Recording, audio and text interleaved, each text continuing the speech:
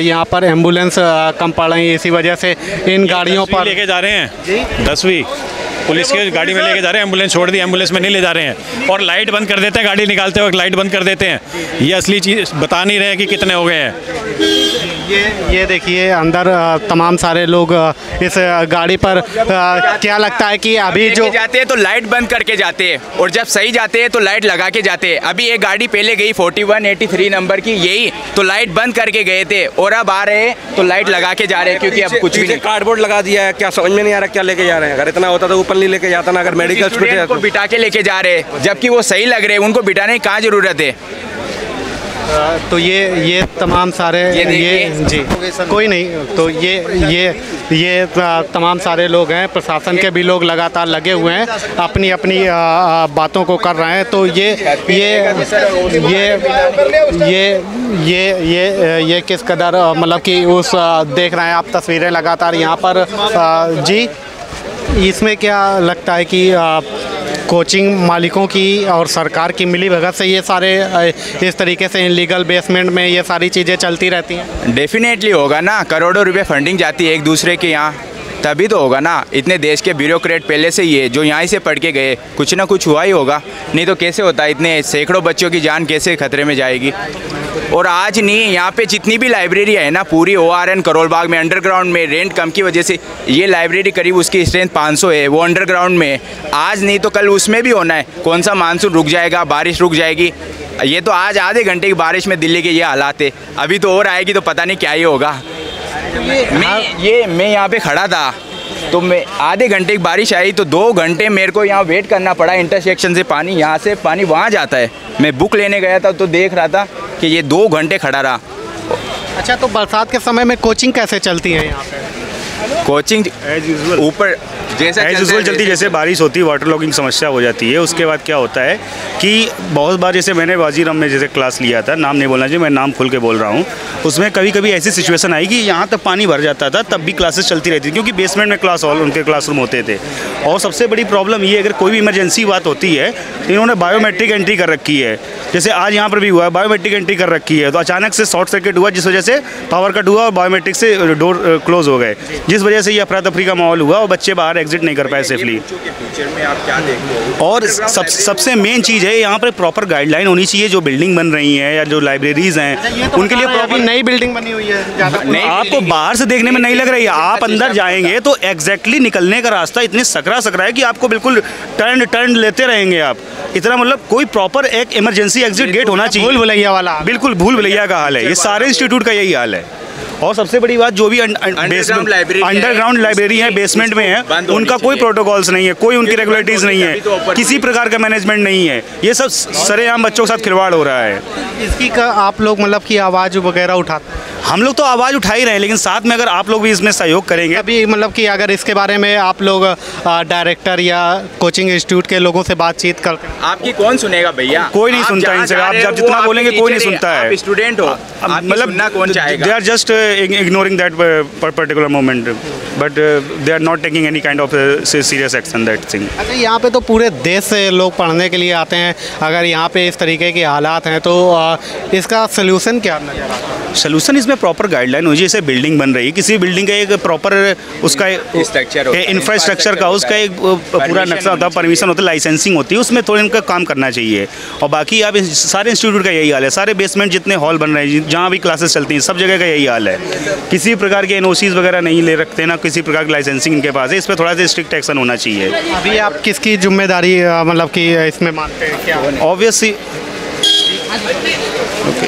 Okay thank you जी। तो ये 4381 यही गाड़ी थी, 4381 यही गाड़ी गई थी। जब गई थी तो लाइट बंद करके लेके गए। टीचर ने और IPS ने, सीनियर ऑफिसर ने इनके बताया कि जितने भी बॉडी थी वो जो भी अंदर थे वो चले गए और उसको बोला कि हम पूछे कि भाई कितने लोग डेथ हो गए, तो उन्होंने कहा कि डेट तो हॉस्पिटल डिक्लेयर करेगा ना, तो वो लेके चले गए। कार्रवाई इस पे किस पे मांग कर रहे हैं कि हॉस्पिटल कार्रवाई क्या होनी, कार्रवाई किस पे आप लोग मांग? जो स्ट्रक्चर है उसका प्रॉपर एग्जामिनेशन है, इसको गवर्नमेंट में लाए मत, ये अपना मुद्दा है। सोल्यूशन कैसे आप सीधी सी बात करो ना। देखो अभी एक सेकंड सुन लेते हैं।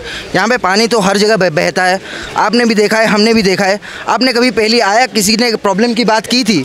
अभी बच्चे मर गए तो सभी आ गए। यही तो प्रॉब्लम है। मीडिया यहाँ पे जो चीज़ चाहिए होती है, जिसको मतलब देखना होता है, वो नहीं देखते। अभी टीआरपी की वजह से सब लड़ रहे हैं। ये देखो ना, अभी सभी आ रहे हैं, बोल रहे हैं कि बीजेपी, आप ये सब मत किया करो भैया। अभी 3 बच्चे अंदर अगर घुस गए हैं तो आपको पहले ये डिसाइड करना चाहिए ना पानी निकालने कैसे। और आप लोग रेस्क्यू मिशन ये सब बड़े बड़े टीवी में मत दिखाया करिए भैया। मतलब अभी ये देश में ना सबसे पिटा हुआ वर्ग छात्र ही है। ऐसे देख लीजिए, ये सबसे बड़ा कोचिंग हब है, आपको पता है ना। हम कहाँ से आते हैं, मतलब पूरे इंडिया के हर कोने से हम आए हुए हैं इधर। तो आपको इतना तो होना चाहिए कि कैसे बच्चे रह रहे हैं इधर, भविष्य होते हैं देश के, इसके बारे में सोचिए ना। अभी ख़त्म हो गया तो अभी टीआरपी ले लेने से क्या फ़ायदा। अभी सब आ रहे हैं, बीजेपी आप ये सब चला रहे हैं, क्या है ये सब भैया। सतर्कता लाइए, बच्चों को बचाइए, ये सब मत कीजिए। शुक्रिया। तो ये कैसे, मतलब कि सोल्यूशन इसका क्या है? आपको अवेयरनेस लानी पड़ेगी, आपको समझना पड़ेगा ना कि अवेयरनेस कोचिंग संचालकों पे लानी पड़ेगी कि किस पे लाना है? भैया कोचिंग अब जो सिर्फ अभी गेम चल रहा है ना, कोचिंग पॉलिटिकल पार्टीज ये सब मत कीजिए। अभी तो आप अगर डिजास्टर मैनेजमेंट और इसको अगर सही कर लिए होते ना तो सही टाइम पे बच जाते हो। उसको तो सही नहीं किए, फिर अभी कोचिंग बीजेपी ये सब मत किया करो। समझ रहे हैं? नहीं, किस पे, मतलब कि जिम्मेदारी बता रहे हैं कि अगर एक बड़ा यहाँ पे एक बहुत बड़ा वर्ग यहाँ पे आके रहते हैं ना हम लोग, तो आपको ये सोचना पड़ेगा कि कहाँ पे ज़रूरत है आप लोगों की। यहाँ पे आप लोगों की ज़रूरत है, समझ रहे हो। तो किसी की नाकामी तो अभी मैं देख रहा हूँ भैया, सुनो, अभी मैं यूट्यूब देख रहा था, न्यूज़ पे अभी 4-5 न्यूज़ चैनल झगड़ा कर रहे हैं कि योगी आदित्यनाथ ये कर रहे हैं और यहाँ पे कांग्रेस ये कर रहा है, वो कर रहे हैं। यहाँ पे कौन देखा? अभी वही तो बोल रहे हैं कि 3 दिन जाएगा फिर ये बात खत्म हो जाएगा। बता रहे कि दूसरा लाइसेंसिंग विभाग जो है एमसीडी का, दिल्ली सरकार का, उसको अपनी जिम्मेदारी लेनी चाहिए और अपना ये अगर ये कोचिंग को लाइसेंस नहीं ये कोचिंग की बिल्डिंग लाइसेंस कैसे मिला? मैं पॉलिटिसाइज नहीं कर रहा भाई, बिल्कुल, पर जिम्मेदारी तो तय करनी पड़ेगी किसी डिपार्टमेंट की। एमसीडी और जो लोकल कम्युनिटी, जो हमारी गवर्नमेंट है, दिल्ली सरकार है, उसकी जिम्मेदारी तय होनी चाहिए, क्योंकि लाइसेंस जो है वो दिल्ली सरकार और एमसीडी बांटती है बिल्डिंग को।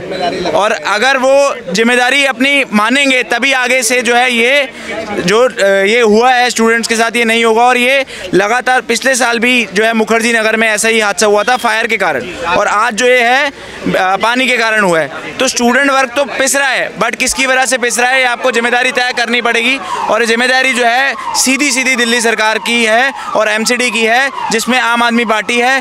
और आम आदमी पार्टी जो है उसका जो सरंगना है, जो चीफ है, वो इस समय जेल से सरकार चला रहा है। और यही उसकी इनएफिशिएंसी है कि यहाँ पर ऐसे हादसे हो रहे हैं दिल्ली में जो डिसैलिटेशन प्रोसेस है ये देखिए लगातार छात्रों का आक्रोश भी है लगातार। क्या कहना चाहेंगे सर कि इस तरीके से घटनाएं हो जाती हैं लगातार, और ये घटनाएं होती रहती हैं, मतलब और छात्रों के अभी आपने देखा होगा एक घटना पटेल नगर में अभी घटी थी, बिल्कुल करंटली अभी 3 दिन हुए पटेल नगर की घटना घटी है। पानी इतना भरा हुआ था, और पानी इतना भरे होने के बाद भी लड़की जब वहाँ से जा रही थी तो उसने एक जंगले को हाथ लगाया तो उसको करंट लग के वो मर गई। तो अभी केजरीवाल ने इससे, और जो एमसीडी ने और दिल्ली गवर्नमेंट ने इससे कोई सबक नहीं लिया। यहाँ पे जल, आप कहीं भी जाएंगे, पूरी दिल्ली जाएंगे, जगह जगह जल का संकट हो रखा है, और रेगुलर बेसिस पे इस समस्या को बार बार उजागर भी किया जा रहा है, लेकिन वो समस्या को टस से मस नहीं हो रही। आतिशी जी ड्रामा करती हैं कि मैं धरना दूंगी, मैं प्रदर्शन करूंगी, मैं भूख हड़ताल पे बैठूंगी, मतलब उनके ड्रामे ही नहीं खत्म हो रहे। और दूसरी बात, एक तो झूठ पे झूठ बोलते रहते हैं। तो और यहाँ पे जो सबसे ज़्यादा बेसमेंट के अंदर जो कोचिंग सेंटर चल रहे हैं, तो एमसीडी में किसकी सरकार है? एमसीडी में किसकी सरकार है? आप पार्टी की सरकार है। यहाँ का निगम पार्षद कौन है? आप पार्टी का निगम पार्षद है। यहाँ का एमएलए कौन है? दुर्गेश पाठक है यहाँ का। तो और दिल्ली का सीएम कौन है? केजरीवाल है। और जो जल बोर्ड जो पूरी समस्या का जो पानी बाहर निकालते हैं, जो ये ओवरफ्लो ना हो या पानी ना हो, इसका मंत्री कौन है? आप पार्टी का है। तो मैं आपसे ये कहना चाहूँगा कि यहाँ पे मैं एक पॉलिटिकल नहीं चाह रहा हूँ कि कुछ हो, लेकिन किसी को तो अपनी जिम्मेदारी लेनी पड़ेगी ना। कोई तो ये जिम्मेदारी उठाएगा कि स्टूडेंट ही यहाँ पे खुद ही लग जाए पानी निकालने के लिए और खुद ही नालियाँ खोलने लग जाए। तो एमसीडी वालों को या दिल्ली सरकार को इसकी चीज़ें उठानी चाहिए कि हम इसकी साफ सफाई करेंगे, इसकी देख रेख करेंगे। ये तो आज की कोई समस्या है नहीं, ये तो मतलब अक्सर हाँ जी, ये समस्या तो अक्सर रहती होगी।